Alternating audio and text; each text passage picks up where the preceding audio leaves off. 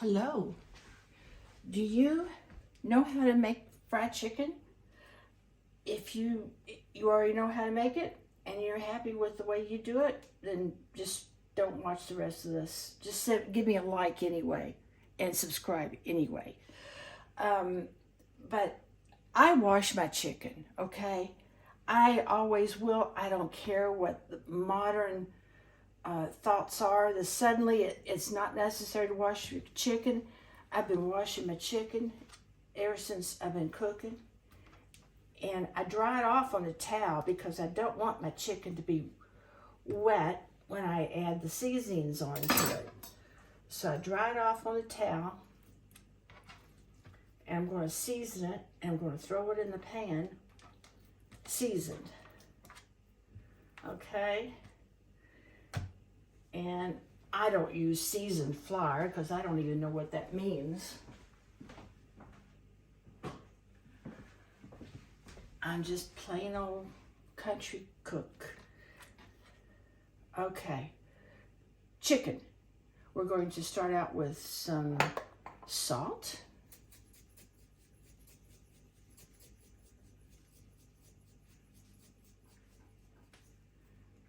And some pepper. This is no surprise to you, I'm sure. But you know what I'm going to do? I'm going to actually flour this chicken. And it's not going to make it bad for you because I'm using whole grain flour. This has good nutrition in it. So you're not just putting empty calories on your chicken. Oh, and wait a minute. Ooh, the pepper got me. I have to use a little paprika.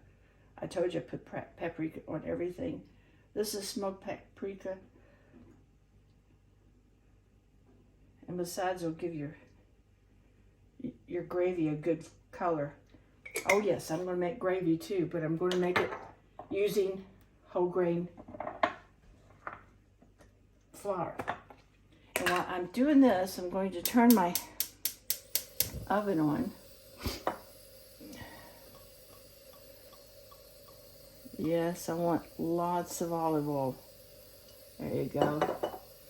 You know, I still remember having remember those days when you had your mom had a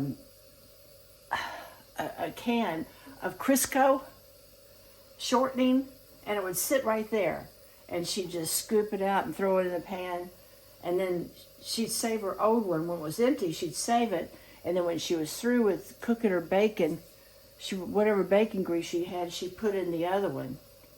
They store that fat. They love the fat. And I'm not so sure what was in the shortening. I could have had pork in it for all I know. Now I'm just doing this very lightly, almost like a seasoning itself, because it is. Grain has flavor. It's not like that tasteless stuff that you buy off the grocery stores. See? We're going to turn it over. And since my board's not wet from all the water, then I'm not going to lose, it's not going to wash off my seasoning when I flip it over. You know what I did? I didn't use a glove, and I touched that chicken, and now I can't touch my seasonings. Okay, so I had to rinse my hands off again. That's okay. We're going to season this real well. I don't measure. I'm just putting the seasoning in it. Just what I eyeball. I just put a nice layer over it. It's what I learned to do as a child, and it's always worked for me to just get a layer. One thing I've changed from when I was a child is I did change to cracked pepper instead of just shake paper out of the can. And it does have a little more flavor to it. Pepper has flavor. Who knew?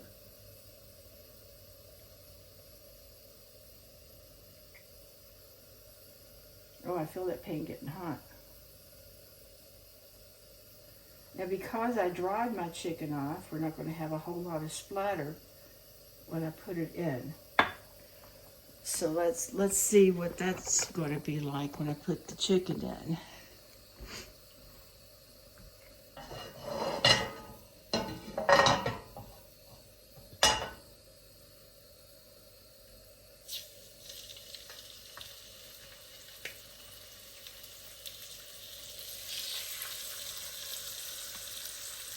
Now, I'm not going to use all this chicken today, but my grandmother said there's no point in frying chicken unless you're going to fry a whole pan full, because it just doesn't taste like chicken unless you do. But of course, now she's talking about a whole chicken, and she's talking about putting the thigh. If a whole chicken, you put a thigh and a couple legs here, and a couple thighs here, and a couple chicken breasts there, and whatever the extra rib meat is that you get, and then it all cooks up together, and she thinks that that flavor makes a difference. And who is to argue with her? I tend to agree with her. So, now that we've got that done,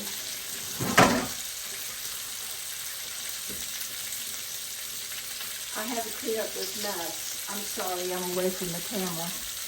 Well, you know what? Because I don't edit videos, I'm going to have to stop this video now and make another video about how to make gravy from this chicken. I'm going to let it sit there and sizzle like that until it's good and brown on one side. I've got it on as hot as I can get it. I should have used that burner. It's even hotter. But that's okay. We're going to let it get good and brown. And we're going to flip it over. And then when I'm through, and that's the part I'm going to show you. If you'll watch my next video, I'm going to show you how to take that chicken out of the pan and make gravy with what's left. Alright, well, that's it for now. I'm going to use this flour for the gravy. Alright, that's how I start my fried chicken. Cooking it all the way through is a matter of taking a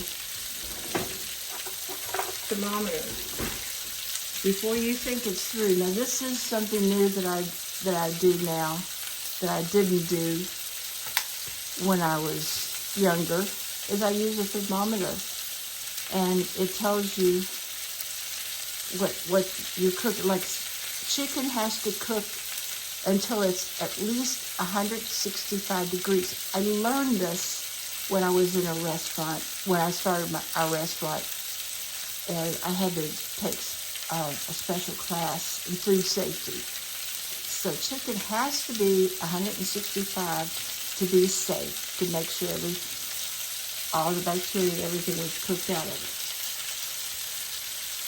Okay, so I'll see you later.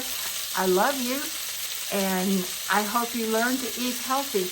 I know that doesn't look healthy, but those are chicken breasts, and they're going to make me about 3 different meals for Lou and I by ourselves here.